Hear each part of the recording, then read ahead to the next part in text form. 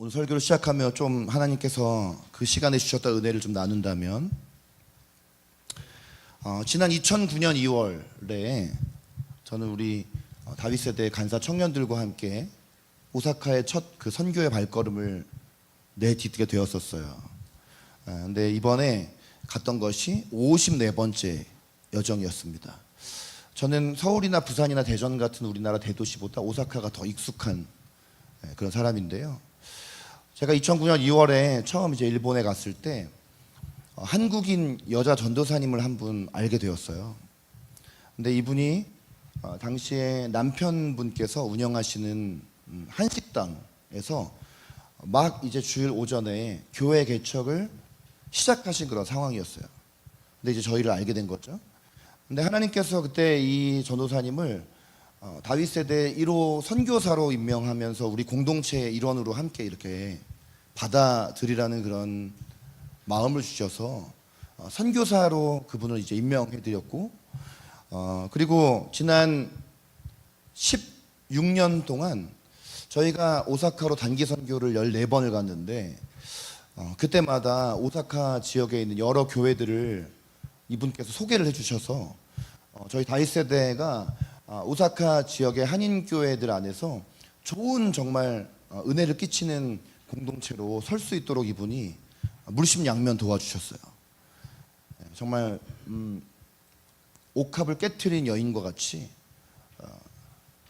저와 우리 다윗 세대 공동체를 섬겨주신, 아마 이분이 저희를 섬겨주신 물질을 다 쌓으면 아마 건물 하나를 세울 정도로 그렇게 저희를 도와주셨는데, 그런 가운데 제가 몇 주 전에 설교 때 얘기를 한 적이 있죠. 하나님께서 이 처음에 2009년에 갔을 때 이 목사님, 지금은 이제 목사님이신데 이분 딸이 초등학교 2학년이었거든요. 근데 이 친구가 초등학교 때 이름도 너무 좋아. 찬양이야. 이름이 찬양이에요. 지 찬양이에요. 첫째 아들은 영광, 지 영광이고 둘째는 지 찬양. 그 당시에 이제 아들은 중학교 2학년이고 딸은 초등학교 2학년이었는데 초등학교 2학년 너무 귀여우니까 제가 이렇게 손잡고 다녔어요. 근데 이 초등학생 이 자매가 하나님께서 이 친구를 영국에 유학을 보내게 하실 거라는 마음을 주셨어요, 저에게. 근데 실제로 이 친구가 영국에 유학을 가서 대학에서 이제 경제학을 공부를 하고 이번에 영국의 킹스 칼리지에 정치학으로 이제 대학원을 갔어요.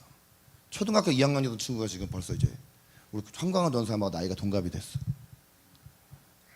그리고 제가 처음에 가서 이분을 위해서 기도했을 때는, 이분은 이제 목사님이시지만 시어머님 권사님이나 남편 되시는 분이 굉장히 이분이 하나님의 일을 하는 것을 핍박을 하고 반대를 하셨는데 다 지금은 교회의 성도가 되고 목사님의 사역을 이렇게 서포트하는 분들이 되셨어요. 하나님께서 그때 당시에 갔을 때 저에게 그런 마음을 주셔서 다 그렇게 기도해 드렸었거든요.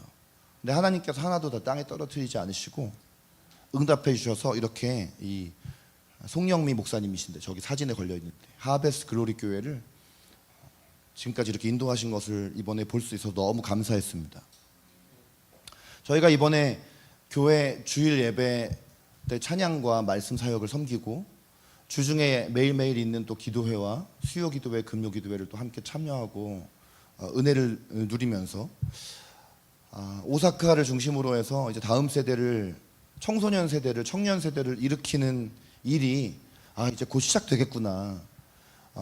이 하베스 글로리 교회라는 공간이 또 그렇게 청소년, 청년들이 몰려오는 공간이 될 것이고, 저희가 이제 앞으로 다윗 세대를 그곳에 세우는 일에 이 교회가 큰 일을 감당하겠구나, 이런 하나님의 응답을 받는 그런 시간이었습니다.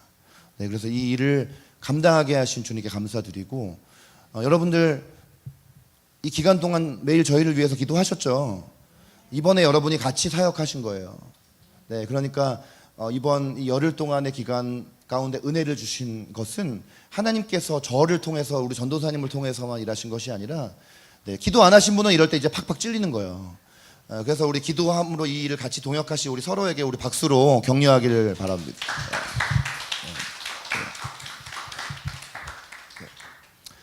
오늘의 이 말씀 시간이 흘러 지나가는 시간이 아니라 내 삶을 흔들고, 아멘, 내 삶에 어떤 일 때 혁명이 일어나는 시간이 될 것을 믿음으로 선포합니다. 우리 옆에 있는 분들에게 이 말씀의 시간이 당신에게 혁명이 될 것입니다. 이렇게 선포합시다. 말씀의 시간이 혁명이 될 것입니다. 아멘. 아멘. 아멘.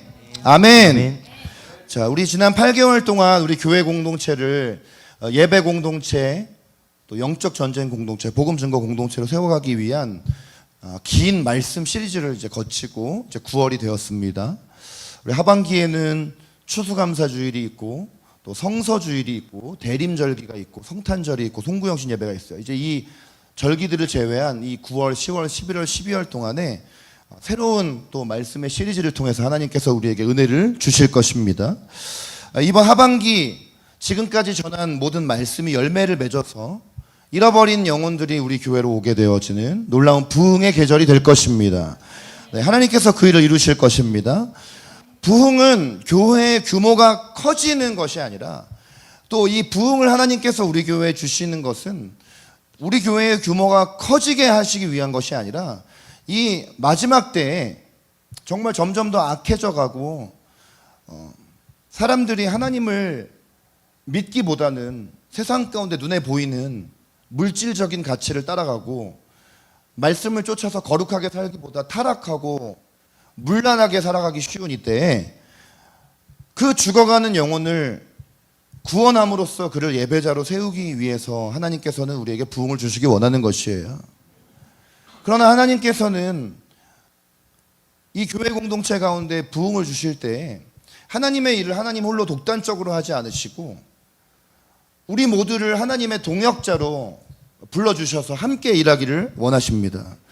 각자의 일상의 자리에서 우리의 한계를 뛰어넘고 우리 안에 있는 어떤 두려움의 어떤 벽을 무너뜨리고 하나님의 동역자로서 우리가 복음의 증인으로 설 때에 하나님의 열심과 우리의 열심이 만나서 하나님께서는 우리에게 부흥을 주시는 것이죠.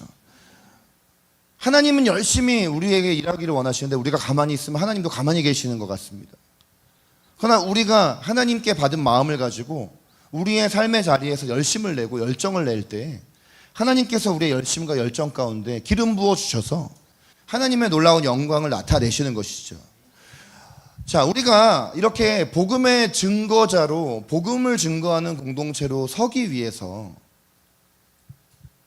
세워져 나가야 할 우리의 삶에 다시 무너진 영역들을 쌓아 올려 나가야 될 영역이 있어요. 그것이 바로 우리의 인간관계의 영역입니다. 하나님을 한마디로 말하면 여러분 하나님을 한마디로 누군가에게 소개하면 하나님 어떤 분이라고 소개하시겠어요? 라고 혼자 말했어요. 또 벽에다가. 여러분 누군가에게 하나님을 한마디로 딱 압축해 소개한다면 하나님은 어떤 분이시다? 네, 하나님은 사랑이시다. 하나님은 사랑 그 자체이고 하나님은 그 본질이 사랑이에요. 근데 사랑에는 대상이 필요하죠. 뭐 사랑이라고 하는데 뭐 사랑이 그냥 뭐 그 자체가 사랑인 게 무슨 의미가 있어요? 사랑에는 대상이 필요한 것이죠. 하나님도 이 세상을 창조하기 전에 삼위일체 하나님으로 존재하시면서 공동체를 이루시고 서로가 사랑하셨단 말이죠. 하나님께서 우리 인간을 만드실 때 왜 인간을 만드셨는가? 우리 하나님의 피조물인 인간이 그 하나님의 놀라운 연합 안으로 들어오기를 원하시기 때문에. 그래서 하나님께서 만드신 우리 인간에게 사랑의 4가지 대상을 허락해 주셨어요. 하나님의 형상대로 창조된 우리 인간 역시 하나님을 닮아서 우리 사랑 안에 거하면서 이 사랑으로 누군가를 어떤 대상을 사랑하도록 우리를 창조하셨어요. 근데 그 대상이 네 가지의 대상이 있어요. 첫째는 하나님이에요. 하나님을 사랑하라. 둘째는 나 자신이에요. 오늘 우리 주영이가 마스크를 끼고 왔는데 감기 걸려서 마스크 낀 것이지 자기 얼굴 숨기려고 마스크 끼고 오지 않았기를 바랍니다. 네. 우리 주영이가 한동안 마스크를 끼고 다녔어요. 근데 제가 이 공개적인 자리에서 맨날 마스크 벗도록 제가 권면을 했는데 우리 주영이가 참 순종적인 친구거든요. 마스크를 벗었어요. 근데 마스크를 단지 벗은 정도가 아니라 마스크를 벗고 나니까 주영이가 얼굴빛이 달라졌어요. 그리고 성격도 바뀌었어요. 굉장히 이렇게 좀 내향적이고 이런 친구 같이 보였는데 이 친구가 지금 우리 교회에서 유스 리더가 됐잖아요. 리더십을 가진 친구가 되었고 아무도 오늘도 보세요. 아무도 찬양 시간에 뛰는 사람이 오늘 혼자 뛰고 다윗처럼 뛰면서 예배하잖아요. 이거는 왜 이런 변화가 있었냐면 하나님 안에서 나를 사랑했기 때문에 하나님께서 나를 얼마나 사랑하시는지를 아니까 뭐 내가 뛰면 옆 사람이 나를 어떻게 쳐다볼까 내가 이런 말을 하면 저 사람이 나한테 어떻게 반응할까 이런 거 신경 안 쓰게 된 거예요. 자존감이 올라간 거죠. 하나님 안에 나를 사랑하게 된 것이죠. 하나님은 하나님께서 사랑하시는 나를 사랑하라. 자, 세 번째 대상은 나를 사랑하듯이 이웃을 사랑하라. 다른 사람을 사랑하라. 그리고 마지막 네 번째는 하나님께서 창조하신 이 세상을 사랑하라. 마태복음 22장 37절부터 40절을 보면은 예수님께서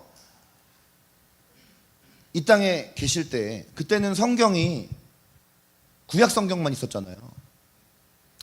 그 모든 구약 성경, 그래서 거기 말씀에 보면은 온 율법과 선지자의 강령이라고 이렇게 표현하시는데 그 율법과 선지자의 강령이 뭐냐면 이제 그 당시에 주어진 구약 성경이거든요.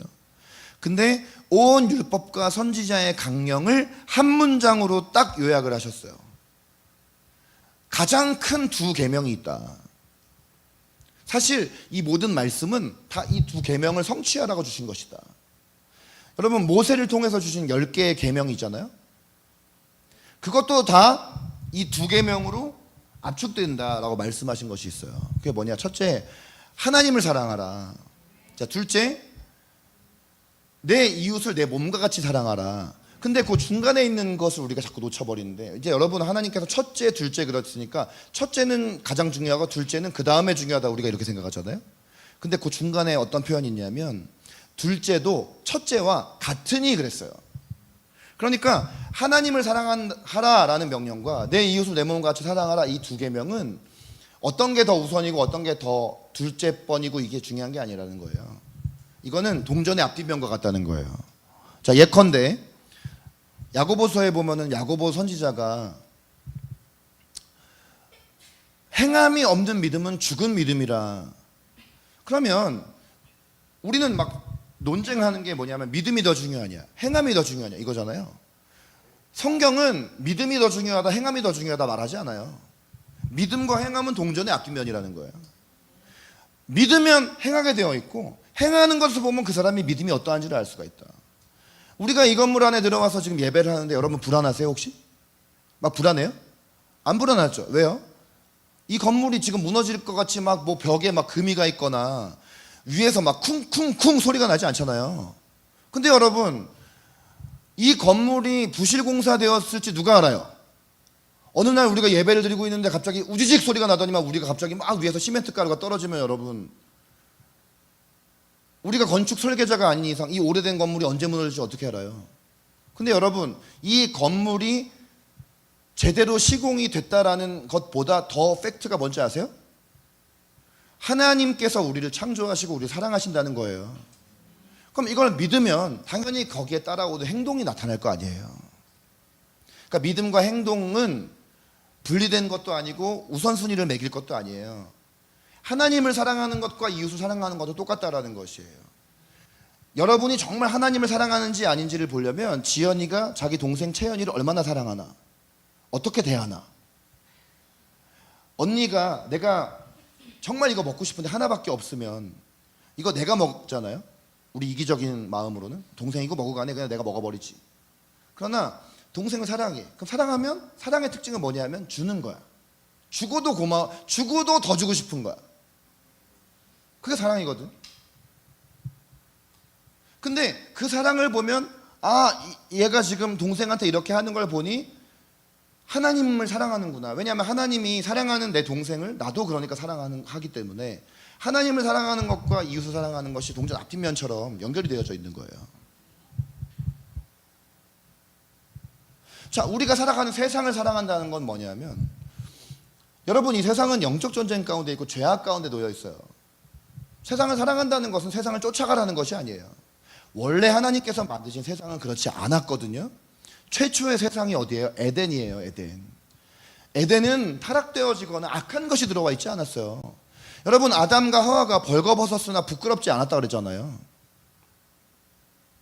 그럼 에덴으로 돌아간다는 것은 우리가 아담과 하와처럼 다 벌거벗고 거리를 활보한다는 얘기예요? 아니죠. 죄가 들어오니까 사람 안에 음란이 들어온 거예요. 그러니까 남자가 여자가 서로가 벌거벗은 몸을 보고도 부끄럽지도 않았고 거기에 뭔가 어떤 음란한 생각이 들어오지도 않았다는 거예요. 근데 지금 세상이 무너진 것이죠.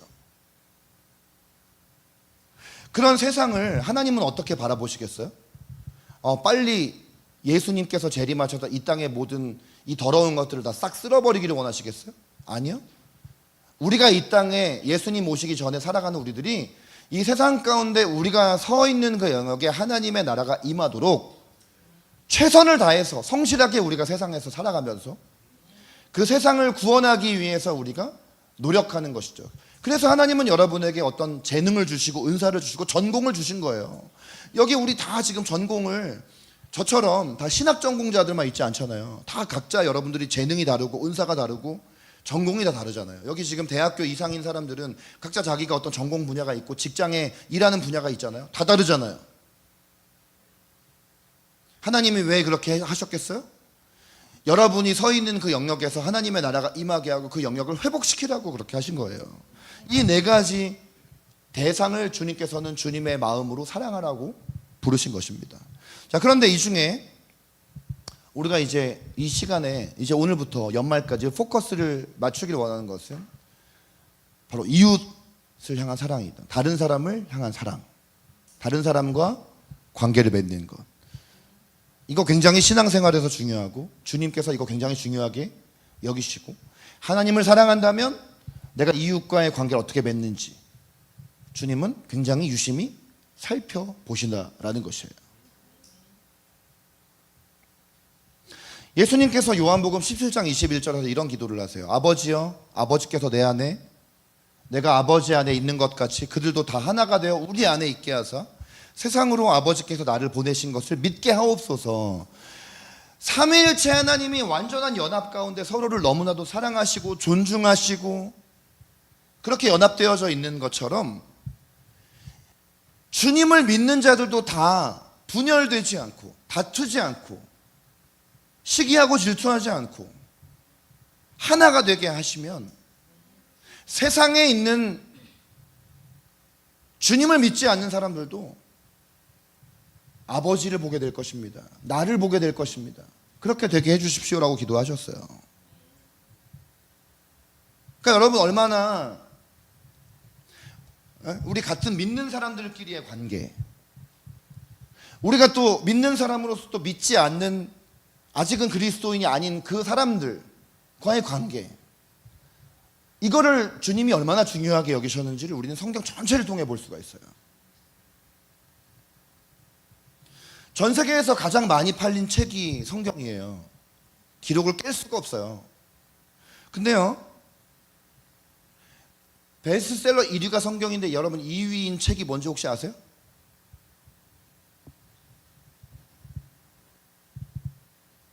아세요? 모르세요? 알면 한번 그러면 맞춰보세요. 퀴즈처럼. 팔만대장경 아니에요. 팔만대장경을 어떻게 읽어요? 예? 해리포터. 아쉽지만 해리포터 아니에요. 10위권 안에는 있어요.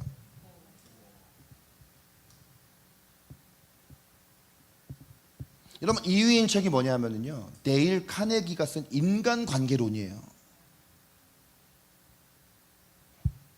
지금은 살아있지 않지만 이 데일 카네기라는 분이 쓴 전 세계에서 두 번째로 많이 팔린 책이요, 인간관계론이에요.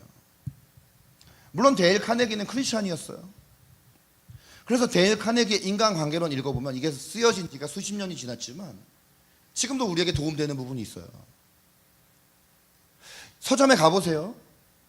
베스트셀러 안에 상당히 많은 책이 인간관계 어떻게 맺는지, 대화의 기술, 인간관계에서 승리하는 법, 이런 책들이에요.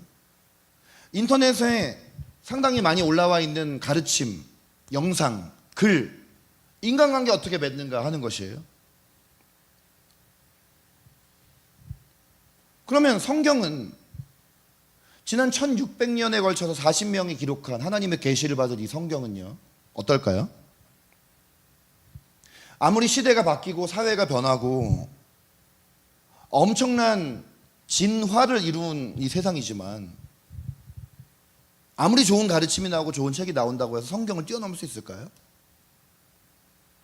요한복음 14장 6절에서 예수님께서는 나는 곧 길이요 진리요 생명이니, 길 어디로 가야 할지, 진리, 시대가 바뀌고 문화가 바뀌고 사회가 바뀌어도 변하지 않는 절대적인 가치, 진리, 그리고 생명.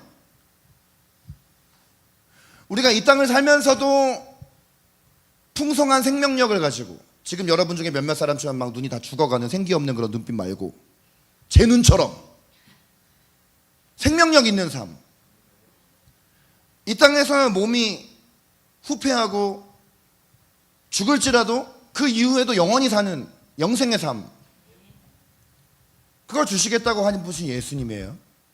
근데 예수님은 어떤 분이냐면 하나님의 말씀이, 현수 형제, 말씀이 곧 육신이 되신, 네. 표정 좋다가 내가 지금 표정 안 좋다고 하니까 표정 이상한 표정 짓는다. 연기하면서. 왜요? 이제 앞에 군대 갈 거 걱정돼서 그래요? 길과 진리와 생명 되신 분이 예수님이고 예수님이 곧 말씀이에요. 그러면 여러분이 어떻게 인간관계 맺을지를 알려면 데일 카네기의 인간관계론을 볼 것이 아니라 성경을 봐야 해요. 성경에 어떻게 우리가 인간관계를 맺어나가야 할지가 다 나와 있어요. 그리고 인간관계의 여러 가지 종류의 모든 사례들이 다 성경에 들어있어요. 구약 성경, 신약 성경은 인간관계에 관한 종합 백과사전이에요. 네. 모든 것의 시작과 모든 것의 근원, 모든 문제 해결, 그래서 성경에 담겨 있는 것이, 어떻게 하면 인간관계 맺어갈 것인가, 어떻게 하면 이웃사랑을 내가 실천할 것인가, 성경에 다 답이 있는 것이에요. 자, 오늘 첫 번째 시간은 기초석을 놓는 시간이에요. 기초석. 뭘 놓는다고요? 네, 기초석을 잘 놔야 되겠죠. 뭘 놓는다고? 기초석. 네, 기초석. 자, 오늘 히브리서 읽었죠. 히브리서 기자가 오늘 본문에서 아주 중요한 기초석을 이야기를 하세요. 자, 오늘 말씀을 여러분, 제가 앞으로 이 시리즈 하는 동안 매번 읽을 거지만 다 외우십시오. 자, 모든 사람과 더불어, 따라 읽어주셔서 감사해요. 네, 뭐라고 되어 있냐면 모든 사람과 더불어 두 가지 가치를 따르라 그랬어요. 근데 그렇게 하지 않으면 아무도 하나님을 보지 못할 것이다 그랬어요. 되게 두려운 말씀이에요. 자, 여러분 보세요. 하나님을 본다는 것은, 우리가 이 땅을 살아가면서 어떤 특별한 체험을 해서 어떤 사람은 하나님을 진짜 육안으로 보는 사람이 있어요. 그건 아주 특별한 체험이에요. 그게 필요하면 하나님이 그렇게 하실 것이에요. 네, 그러나 우리는 사실 대부분 여기 있는 분들은 뭐 그런 체험을 할 확률이 거의 없기는 없어요. 네. 여기 있는 여러분들은 아주 믿음이 좋으시기 때문에 꼭 그런 체험이 있어야 할 사람에게는 하나님이 그런 체험을 주시겠죠. 근데 그럼 하나님을 본다라는 것은 뭔가? 하나님을 인지한다라는 것이죠. 하나님을 인식한다는 것이죠. 청소년 시기에는 궁금증이 참 많은 시기예요. 그걸 참 궁금해요. 어떻게 하면 하나님을 만날 수 있을까? 근데 여러분 다 예수님 영접하셨고 믿음이 있다면 여러분 사실 이미 하나님을 만난 것입니다. 체험이 하나님을 만난 기준이 아니에요. 예배 시간에 울컥하고 눈물 한 번 흘린 게 그게 하나님을 본 게 아니에요. 믿음이 있으면 여러분 이미 하나님을 만난 거예요. 왜냐하면 인지를 했잖아요. 인식을 했잖아요. 만나지 않았는데 어떻게 믿어요? 근데 이제 우리가 예수님을 믿고 하나님을 알게 되었다라면 계속적으로 더 하나님을 알아가야 되고 내 삶에 그 하나님을 알아가는 것이 그쳐지지 않아야 하는 것이죠. 더 깊이 알아가야 하는 것이죠. 내가 주님을 더 깊이 알아야 더 주님을 사랑할 수 있게 되고 주님 뜻대로 우리가 살아갈 수가 있게 되어 순종할 수가 있게 되어지는 거예요. 하나님을 알아야 내가 순종을 하는 것이에요. 사랑해야 거기에 순종이 나오는 것이에요. 사랑하지 않는데 어떻게 거기에 순종이 나오겠어요? 사랑해야 순종을 하는 것이죠. 근데 하나님을 볼 수 없게 된다. 이거는 굉장히 엄중한 말씀인 것이에요. 모든 사람으로 더불어 거룩함과 화평함을 따르지 아니하면 너희는 하나님을 볼 수 없을 것이다. 네, 말씀 한번 읽어보겠습니다. 다 함께. 여러분 이 말씀을 이해하면서 읽는다면 자연스럽게 여러분이 이 말씀이 암기가 될 것입니다. 네. 어떤 사람들은 말씀을 암기하는 걸 되게 싫어해. 근데 말씀을 암기하지 않으면 어떻게 말씀이 능력이 내 삶에 되겠어? 막 지루한 거 싫어하고 재밌는 것만 좋아하고 이런 사람 있죠, 여러분. 여러분 내가 그런 사람이다 하면 손 들어보세요. 이렇게 말하면 손 안 들겠지. 한 명 손 들었네? 두 명 손 들었네? 근데 여러분 말씀 암기를 하셔야 해요. 네. 저 같은 목사가 여기 앞에서 말씀 인용하면서 그 말씀이 어디더라 극적 이러면 여러분은 제 말씀에 권위가 있겠어요? 찬양 인도를 하는데 어디더라 어딘가에 뭐 이런 말씀이 있더라 이러면 그 사람이 앞에 선포하는 그 말씀의 진리에 힘이 생기겠어요? 근데 저는요 말씀을 그동안 암기하려고 노력한 적이 별로 없어요. 말씀을 정말 이해하면서 여러분 생선을 발려 먹을 때요 살을 잘 발려 먹잖아요. 생선 싫어하는 사람은 난 생선 싫어하니까 또 이렇게 강박한 마음으로 듣지 마세요. 여러분 우리가 생선 발려 먹고 게 발려 먹고 이러면은 하나도 빠짐없이 다 발려 먹으려고 하잖아요. 그러니까 말씀을 묵상한다라는 거는 그렇게 반복적으로 계속 말씀을 예를 들어 오늘 이 말씀도 모든 사람과 더불어 화평함과 거룩함을 따르라 할 때 모든 그냥 사람이 아니야 모든이야. 모든 사람과 더불어 했잖아. 화평함, 거룩함, 따르라 이 단어 하나하나를 조각조각 다 발려 먹어야 돼. 왜냐면 이게 하나님 말씀이거든. 그러면 말씀이 암기가 되어져. 자 다시 한번 우리 말씀을 다 함께 소리를 내서 히브리서 몇 장 몇 절이에요? 몇 장 몇 절이에요? 몇 장 몇 절이에요? 마이크 대고 읽어주시지 않아요? 교도관이 같이? 몇 장 몇 절이에요? 14절입니다. 네, 마이크 켜세요. 안 들려요. 자, 다 함께 히브리서 12장 14절 다 함께 읽겠습니다. 시작. 모든 사람과 더불어 화평함과 거룩함을 따르라. 이것이 없이는 아무도 주를 보지 못하리라. 다시 천천히. 빨리 읽으면 암송되지 않아요. 다 함께 천천히 읽으세요. 말씀을 눈으로 크게 뜨고 보시면서 저 말씀의 하나하나의 의미가 내 안에 다 들어올 수 있도록 천천히 읽으세요. 시작. 모든 사람과 더불어 화평함과 거룩함을 따르라. 이것이 없이는 아무도 주를 보지 못하리라. 네. 아멘. 자, 여기 두 가지 가치가 뭐냐면 화평함과 거룩함이에요. 자, 그래야 하나님 볼 수 있다는 거예요. 자, 요한 1서 4장 12절에 보면은요. 요한이 뭐라고 얘기하냐면 어느 때나 하나님을 본 사람이 없으되 예. 눈으로 하나님을 본 사람이 없다는 거야. 거의 없다는 거야. 뭐 살아있는 동안 하나님을 봤다고 해도 그게 뭐 예수님의 이렇게 발등만 봤다거나 어떤 일부만 본 것이지 하나님을 이렇게 우리가 육안으로 사람 보듯이 본 사람이 없다라는 거예요. 근데 그 다음에 요한 1서 4장 12절 뭐라 하냐면 만일 우리가 서로 사랑하면 하나님이 우리 안에 거하시고 그의 사랑이 우리 안에 온전히 이루어지느니라. 우리가 관계 가운데 서로 사랑할 때 하나님의 사랑이 우리 가운데 나타나서 우리가 결론은 뭐냐면 서로 사랑하면 우리가 하나님을 서로를 통해 보게 될 것이다 이 말이에요. 그러니까 하나님을 본다라는 것은 추상적인 게 아니에요. 교회 공동체, 우리 믿는 사람들이 서로를 사랑할 때 하나님의 사랑이 그 안에 나타난다는 거예요.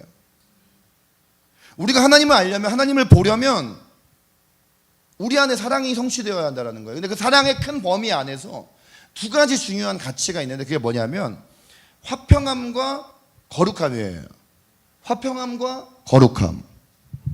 화평함과 거룩함. 거룩함과 화평함. 화평함과 거룩함. 거룩함과 입으로 열어서 말하지 않은 거는 다 까먹습니다. 다시 거룩함과 화평함과 거룩함. 이 두 가지가 우리가 따라야 할 모든 사람과 인간관계 맺을 때 하나님께서 말씀해서 우리에게 주신 중요한 두 가지 가치라는 것이에요.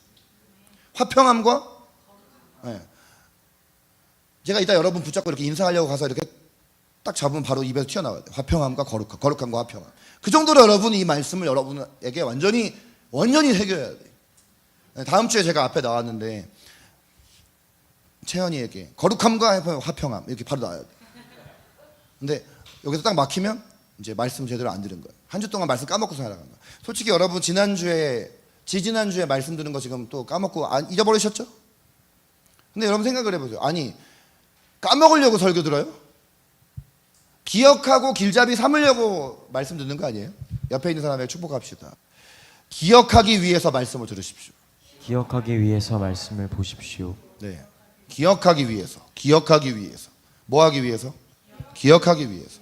자, 두 가지. 거룩함과 화평함과. 자, 그러면 이 두 가지가 뭔지를 오늘 이게 목적이에요. 이걸 아는 것이 목적이에요.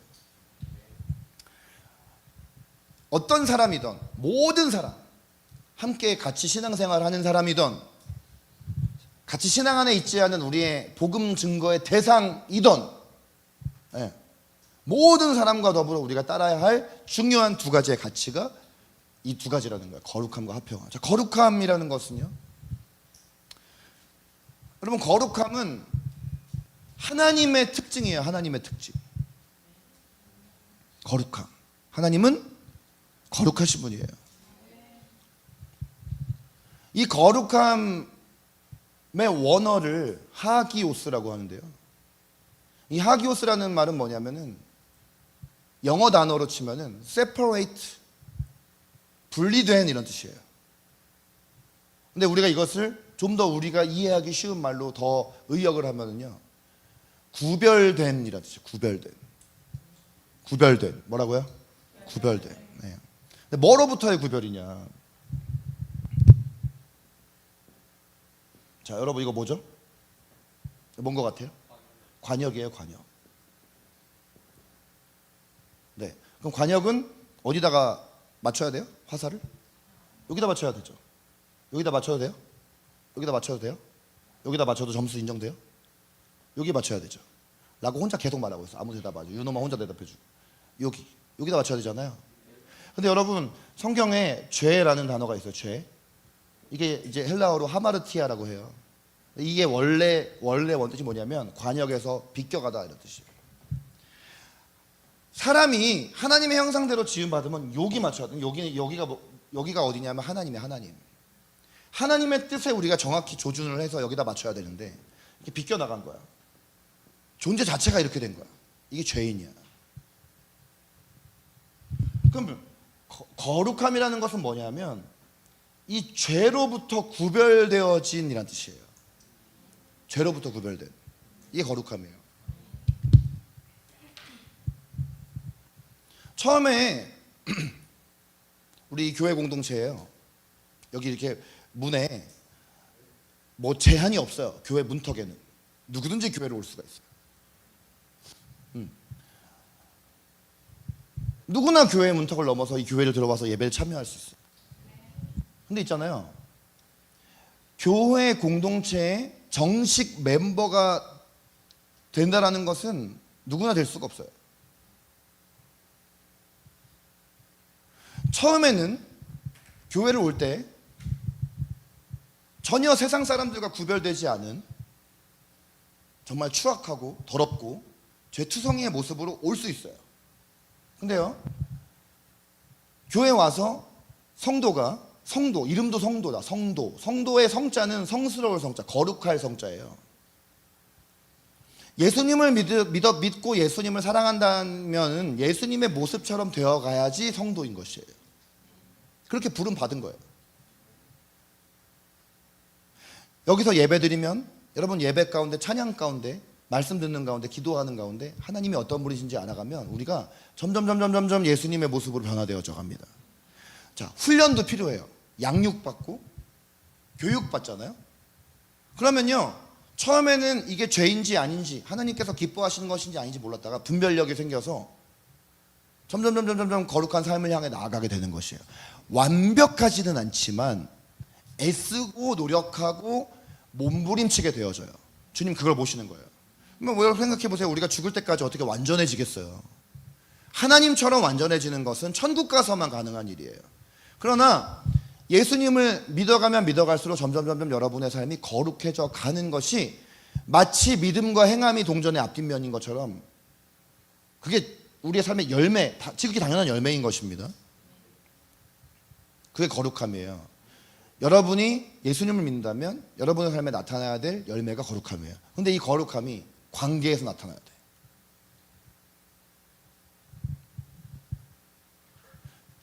여러분, 제가 오늘 이제 설교 시작하면 사랑에 대한 얘기를 했지만 교회가 사랑의 공동체가 되어야 하잖아요. 근데 여러분 그 사랑을 여러분 멋대로 정의하시면 안 돼요.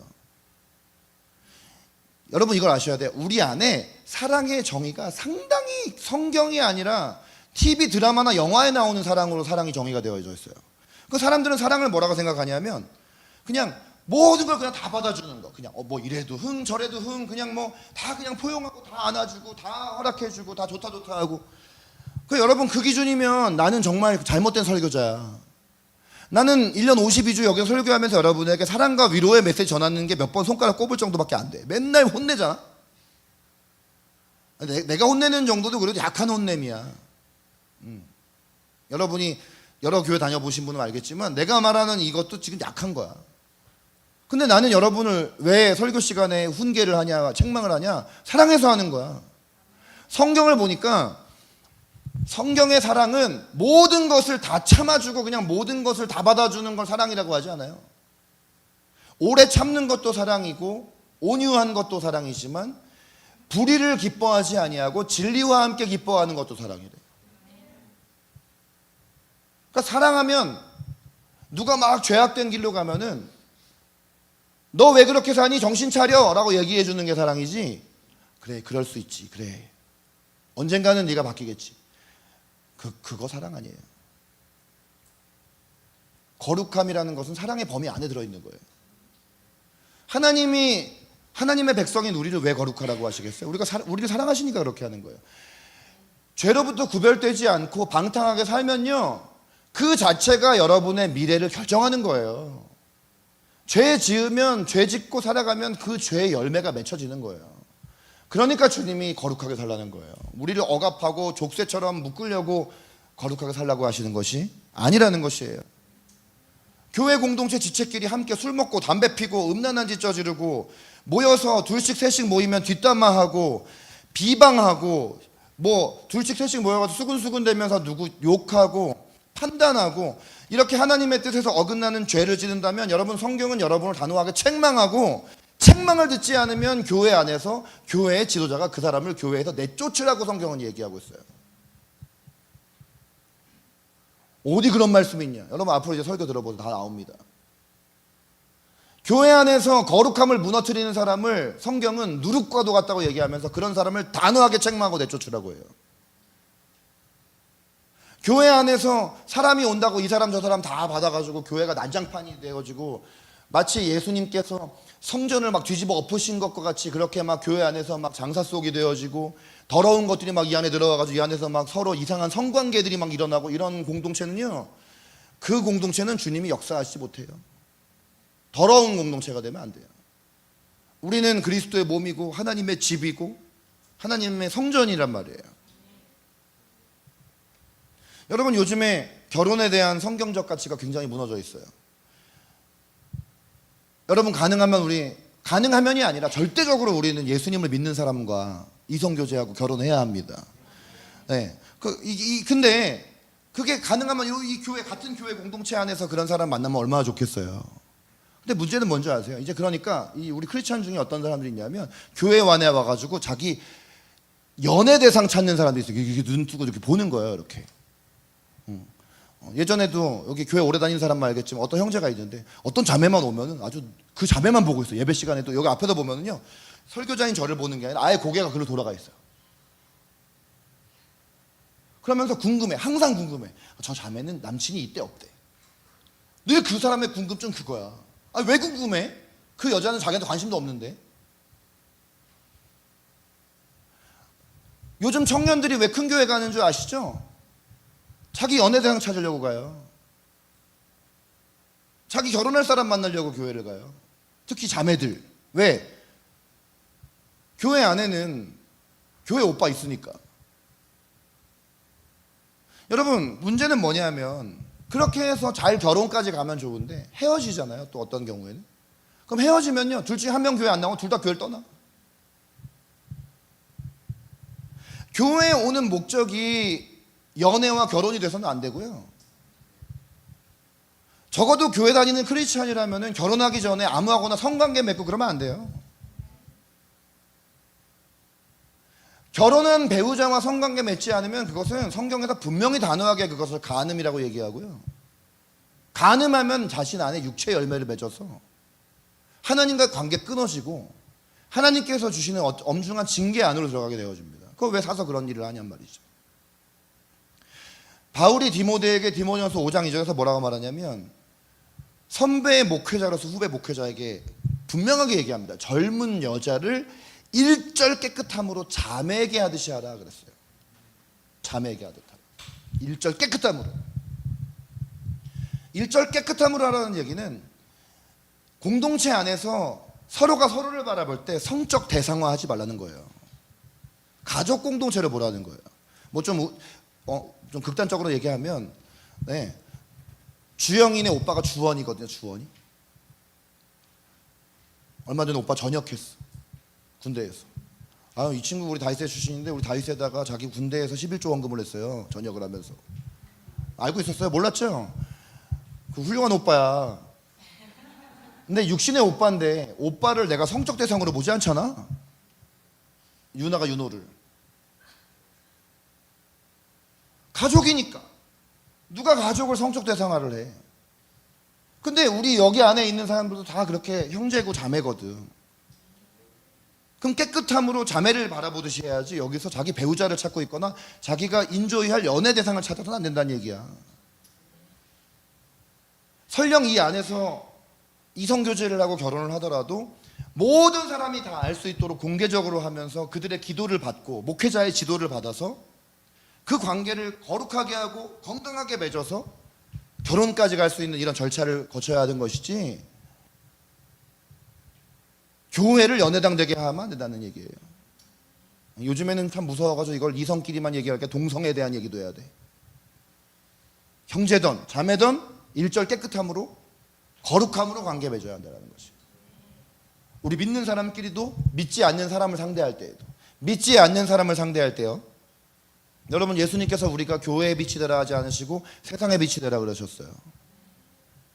교회에 오면 다 빛이죠. 옆에 있는 사람 보세요. 다 빛나잖아요. 지금 이 교회 안에서 다 빛이에요.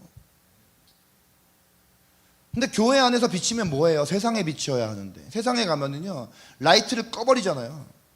그러면 누가 크리스찬이 아닌지를 구분하기가 어려워요. 뭐 교회 다니는 사람이나 안 다니는 사람이나 똑같이 욕하고 똑같이 미워하고 비방하고 왕따시키고 음란하고 음담패설하고. 네. 여기 지금 군대 갔다 온 사람 오늘 천지사 안 계신 군대 갔다 온 사람 경민 형제하고 나하고 둘밖에 없는데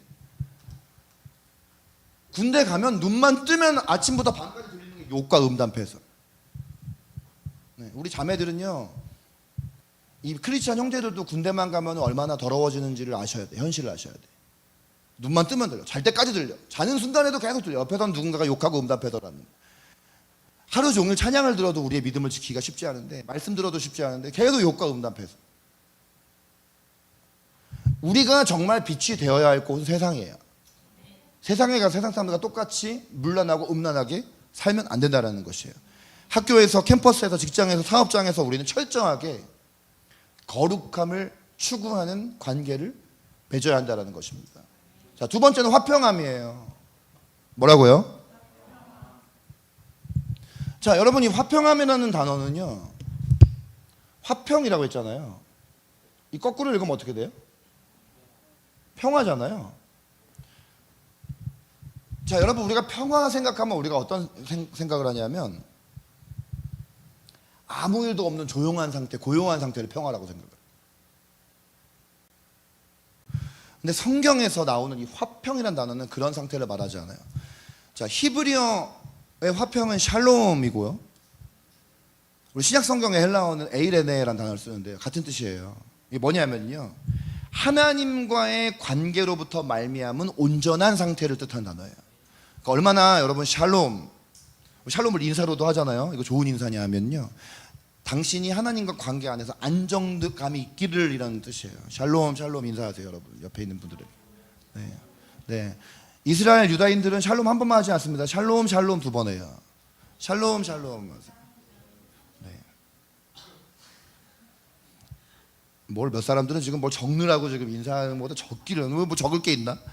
여러분, 하나님과 관계가 제대로 서 있는 것을 샬롬이라고 해요. 그러니까 샬롬은, 예를 들어 내가 시연이가 샬롬 했으면, 시연아 너 한 주 동안 아무 안 좋은 일도 없이 그냥 잘 고요하게 잘 지내, 이 말이 아니에요. 그렇게 살 수가 없어요, 이상을 살면서. 우리에게 일상의 삶에 얼마나 많은 일들과 사건과 사고들이 있습니까? 근데 그 모든 것 가운데도 하나님과 관계에서 안정감이 있기를 원한다, 이 말이에요. 왜냐하면 우리는 다스림을 받는 자가 아니라 다스리는 존재이기 때문에. 자, 하나님과 관계가 이렇게 딱 바로 서 있으면요, 우리의 삶 가운데 성령님의 열매가 맺혀지는데 그 중에 하나가 이 화평인데요. 예수님께서 마태복음 5장 9절에서 산상수훈에서 팔복 말씀하실 때 5장 9절에 보면 화평케 하는 자는 복이 있나니 저희가 하나님의 아들이란 일컬음을 받을 것이요. 야고보서 3장 18절에 보면은 화평케 하는 자들은 화평으로 심어 의의 열매를 거두느니라. 이 화평은, 여기 나오는 이 화평이라는 말은 어떤 말의 반대말로 쓰이고 있어요. 그 화평의 반대말이 뭐냐? 다툼, 분쟁, 분열을 말하는 거예요. 다툼, 분쟁, 분열이 아니라 오히려 사랑 안에서 화평을 이루어갈 수 있도록 역할을 하는 자들을 하나님의 아들이라고 일컬어 주신다는 거예요. 하나님의 자녀들은 화평을 추구하고 화평케 하는 자들. A라는 사람과 B라는 사람이 서로 갈등과 분열과 다툼이 있으면 그리스도인은 이 안으로 들어가서 이 둘 사이를 이어주는 역할을 하는 사람. 내가 분쟁과 다툼의 원인 제공을 하는 사람은 더더욱 돼서는 안 되고, 이 두 사람의 사이로 들어가서 오히려 이 두 사람을 연결시켜주는 역할을, 다리를 놔주는 사람이 되는 것. 그게 그리스도인의 부르심이라는 것이에요. 오히려 이런 사람이 되어야 하는데, 어떤 사람은 내가 그리스도인이라고 하면서 내 삶에 원수 같은 인간이 있어요.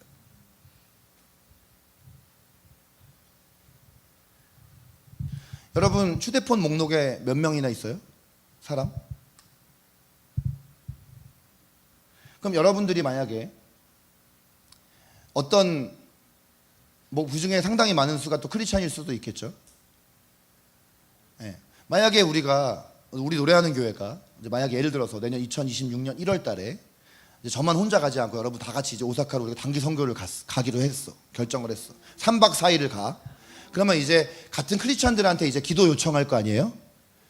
그러면 이제 크리스찬들 목록에 이렇게 쭉 우리 인간, 예를 들면 저는 휴대폰에 좀 사람이 많아요. 2,500명 있어요. 네. 근데 이제 그 중에 크리스찬이 아마 한 2,400명은 크리스찬일 거야.